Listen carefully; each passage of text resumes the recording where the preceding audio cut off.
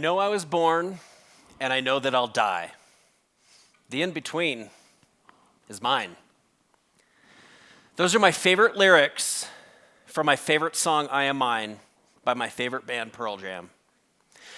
And when Eddie Vedder mentioned my name on stage just before playing this song in the 2006 tour at the Gorge in Washington, he had no idea that those words carried so much weight with me. You see, I have Crohn's disease. I've had it for most of my life. And Crohn's disease and ulcerative colitis, collectively known as inflammatory bowel disease, or IBD, are autoimmune diseases that affect the digestive tract. Bottom line, my immune system thinks that normal bacteria that is in all of our guts is bad, and it reacts, and it creates inflammation so bad that it can create holes in the intestine known as fistulas. Can cause people that need surgeries, life-threatening surgeries, can cause someone to spend up to 25 times going to the bathroom per day. They can have so much pain that they require drugs to help supplement that pain. Blood, mucus in the toilet after they go. Scary, embarrassing. Can't tell you how many perfectly good pairs of underwear I've had to throw away. And when that disease heals, it creates scar tissue. It can cause bowel obstructions, which happened to me. But before I get to that, I want to ask you some questions. Think about your own day-to-day life. In your day-to-day life, how much time do you spend driving, cooking, reading, watching TV, playing with your kids? Experiences that we all do daily, and maybe you don't think about how much time we're actually doing these things. And now I know for most of you, you probably even thought about how much time do you spend in your day going number 2. For someone with IBD, Crohn's and colitis, it's something we think about constantly. Knowing where a bathroom is so important because a Crohn's or colitis break can strike at any time. You could run to a bathroom and not find one. Now I want to give you a stat. 43-year-old without IBD versus a 43-year-old with IBD. I chose that number because I'm 43 today. On average, and I polled many friends, many colleagues, those that don't have IBD and those that do, and I want to do a little comparison. On average, someone without IBD maybe goes number 2 once a day. Spends 5 minutes in the bathroom per session. Let's do some quick math. 365 days in a year, times 5 minutes per day, times 43 years. That's over 78,000 minutes someone without IBD has spent in the bathroom. 54 days, just shy of 2 months, those without IBD have spent in the bathroom, taking care of business. Now, someone with IBD, on average, can go 10 times a day. And I tell you right now, that's a conservative estimate. Can spend 10 minutes in there, and that 10 minutes isn't going and feeling relieved, it's feeling pain and embarrassment as you're in a public bathroom, and the sounds that you make when you have Crohn's and colitis, not pleasant. Quick math, 365 days times 10 times 10 minutes times 43 years, 1.5 million minutes I've spent in the bathroom. 26,000 hours. Just shy of 1,100 days. Someone who's 43 years old, who's had IBD most, if not all of their life, has spent 3 years sitting on the toilet, struggling. 3 years not spent connecting with my family, my community. Sure, we have our devices now. We can connect wherever, right? But we all know that's not the same. Something to think about. 2 months versus 3 years doing this. Now, a little bit about me. I was a big kid. I was a 10-pound baby. I have an older brother and a younger brother. We were all 10 pounds plus, bless my mother. And I think they called that husky back then. I was a husky kid. Shop in the husky section. I played football. I was a middle linebacker in my Pee Wee football team. Also played center, two positions where it's got to be the biggest kid in school, right? And I was the biggest kid in class, by far. Played soccer, so rough and tumble that I broke my arm. My first love was baseball, and I was good at it. I loved playing baseball. Baseball nerd, really, in many ways. But by the time I hit around 9 years old, I started losing weight. In these photos here, I'm 6, 7, 8 years old. I also played basketball, but in this photo, I'm 13 years old. I'm a shell of what I was in those previous photos. Even though it's hard to tell, this photo might show you. My little brother, Ryan, he's a full year younger than me. In the course of about 4 years, I went from being the biggest kid in class to the smallest kid in class. My brother outgrew me. He started going through puberty.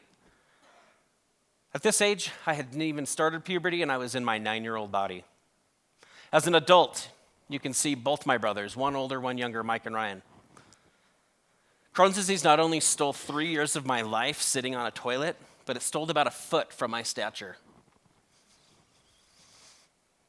So in junior high and high school, I had a tube in my stomach. I fed myself at night when I slept. I was the freak who couldn't take his shirt off during Shirts and Skins basketball games. In college, I got so sick I missed my first quarter freshman year. I had to go home. I was hospitalized. They put a tube in my chest. It went into my heart. It fed for 2 years in college, I had to feed myself intravenously at night while I slept. The good thing is, it worked. I not only gained weight, but I grew 5 inches. I hadn't grown really much at all since I was 9 years old. And in college at age 19, I finally started to grow. So much, in fact, that this tube that was in me was set for a person that was about 5'1". By the time I stopped growing, I was nearly 5'7", and this tube pulled out, created a blood clot in my chest, leading into my heart. Thankfully, that little setback, they pulled the plug, gave me some blood thinners, no major complications since that. But the biggest tragedy that I had, go back to the junior high, I was 15 years old. I was trying out for the varsity team on my junior high team. Thought I was a shoo-in. Sure, I was sick, but I was a great baseball player. Cut day came. I got cut. Crushed me. I walked home crying. Had no idea what to do. This disease not only stripped me of 3 years, well, at the time, not quite 3 years, but stripped me time in the bathroom. It stripped me time with doctors. Stripped me growth, and it stripped me of my favorite sport. I went home that day, flipped on MTV, was laying on the couch in tears still. It was Pearl Jam, Alive.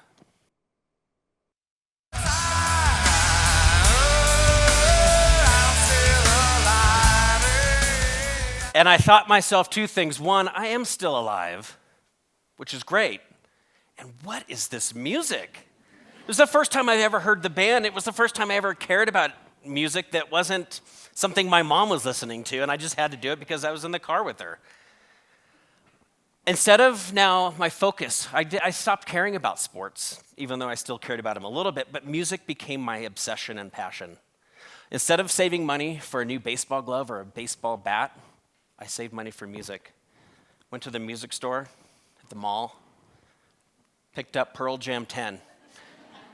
Yes, on cassette tape.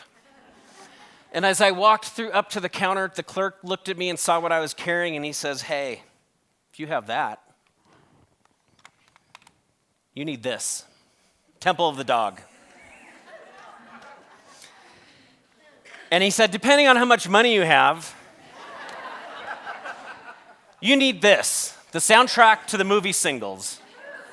Now, I'm not going to bore you with the history of Seattle music during the era, but these are 3 seminal records, iconic records that really changed the time. And for me, these 3 records would change the course of my life and inspire a career in music, philanthropy, and ultimately led to my family. December 8th, 2001. I'd been working for a radio station, was at a holiday party. I felt the pain so bad in my stomach, I keeled over and I begged my brother, who was at the party with me at my aunt's house, said, you have to take me to the emergency room. This is not right. I'm used to feeling pain. I'm used to feeling uncomfortable. This was different. I went to the hospital and they did some tests. They said, you have a bowel obstruction. I said, that sucks.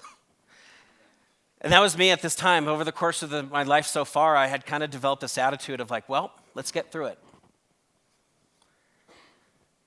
The surgeon on my exploratory surgery, instead of 2 hours, spent 6 hours in there. And when I came to, she said to me, I've never seen a disease this bad in someone. You were so tangled up. I don't know what's going to happen. We're going to monitor you very closely. I spent the next week in ICU. Over the course of the next 10 months, spent mostly in the hospital. I had 7 major surgeries, had another blood clot, mass infections, countless tubes hanging out of me doing I had no idea what. Every night, not the hotel, although that's what it felt like at that time. I was there so often. In the hospital, I listened to Pearl Jam. I watched Pearl Jam DVDs. Inspired me just to kind of stay positive and understand the healing power of music. And one time I was in the hospital battling this crazy high fever of about 104, also dealing with this blood clot issue. I got up to go to the bathroom. When I got up out of bed, my incision site from my last surgery a few days prior opened up. Bowel contents spilled onto the floor, mass infection onto the floor. My mom, who's a nurse, said, get your butt back in bed. Surgeon was there in a matter of moments, and she says, you've gone septic in your stomach cavity. We couldn't find the source of that infection. As they prepped me and wheeled me out of the room, I made a offhanded comment. Hey, so the blood thinners I'm on right now, is that bad? So they put me back in my room and gave me 2 infusions of blood to counter my blood, because if they had cut me open, I would have bled out. And when I woke up in recovery after that surgery, after they cleaned me up, the surgeon pulled my mom aside and said, I'm not sure he's going to wake up. Thankfully, I did. I'm here today. Thank you. Had my last surgery 10 months later, October of 2002.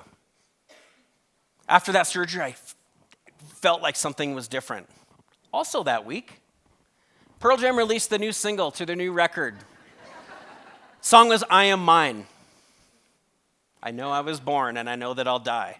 The in-between is mine, is what I obsessed over during my recovery.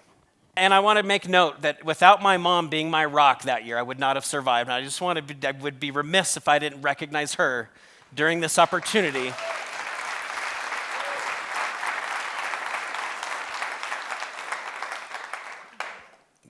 Wouldn't be here without her.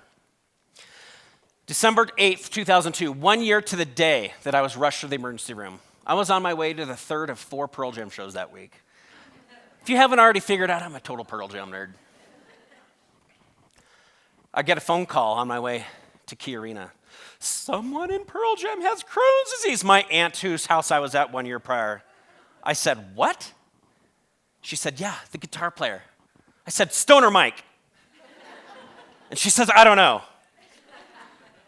And then she said, Mike McCready. And I said, my favorite guitar player from my favorite band has Crohn's disease. And how can this band that's already so high on my pedestal get any higher, this connection that I now felt again, that Mike McCready somehow has Crohn's disease? A couple months later, I learned that Mike would be speaking at a luncheon supporting the Crohn's and Colitis Foundation.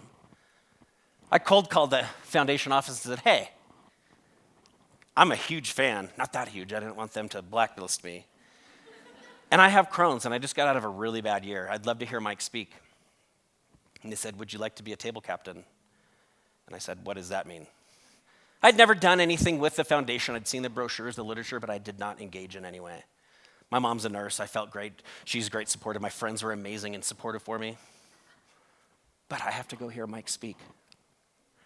And when I went, I saw Mike coming up the stairs into the lobby of the hotel ballroom.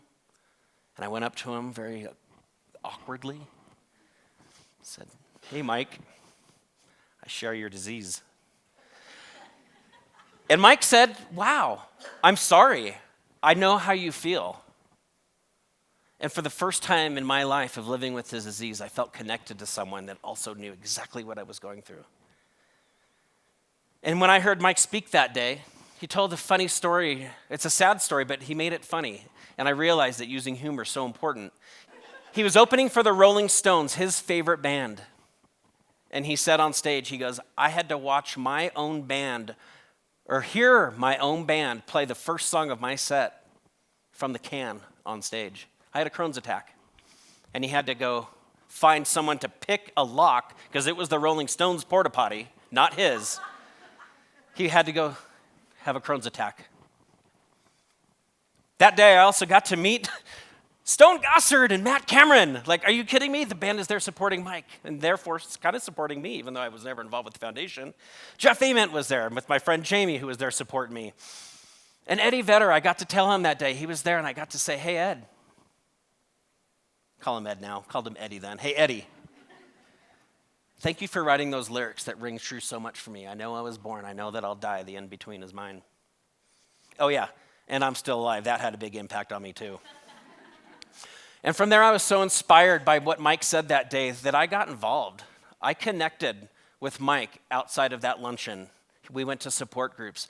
His then girlfriend, now wife, Ashley, a huge catalyst in my experience as a philanthropist.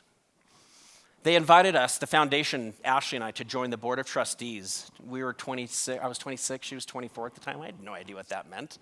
We're gonna go be board members. We showed up at that board meeting together, had no idea what was going on.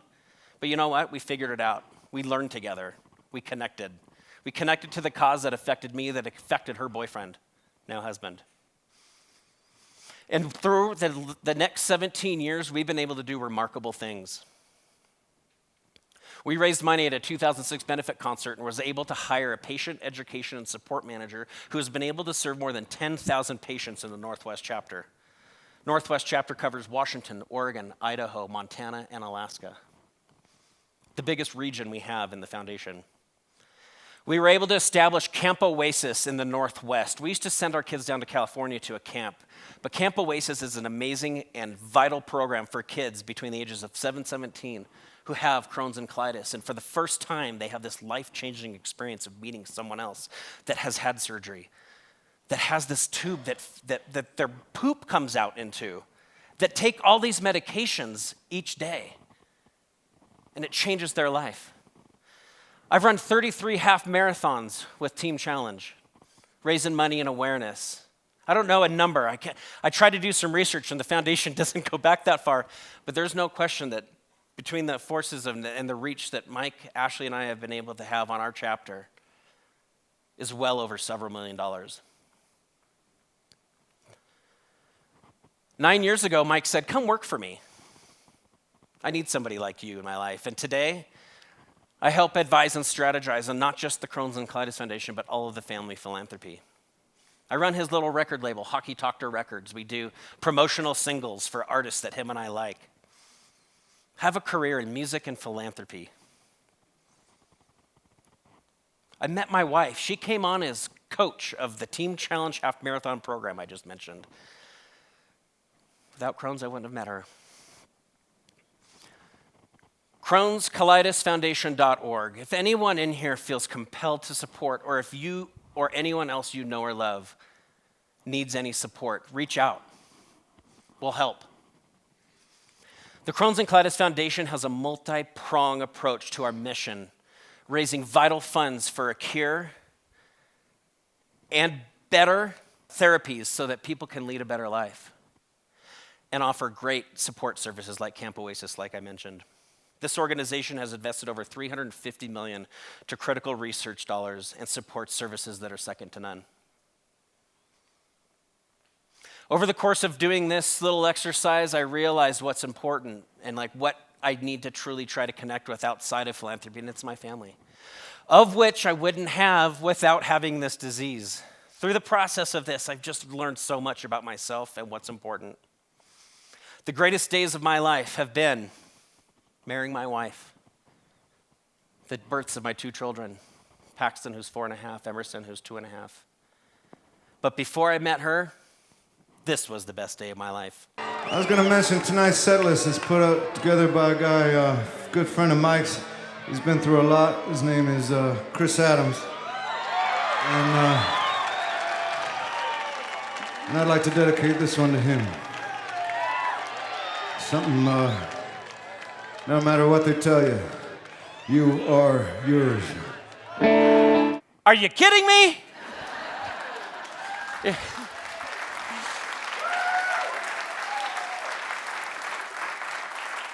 And if it's convenient, Mike, come and join me real quick. He's here today. Mike, come here real quick.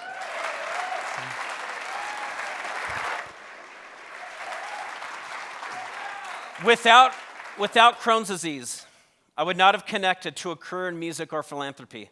Without Crohn's disease, I would not have connected to my favorite band, Pearl Jam, and this guy right here. I would not have met my wife and had a family. And I would not have connected to an organization that has done so much for me and the people now that I'm newly connected with, every IBD patient on this planet. And I want us to all think about what Ed just said to me. I'm going to say it to you. No matter what they tell you, you are yours.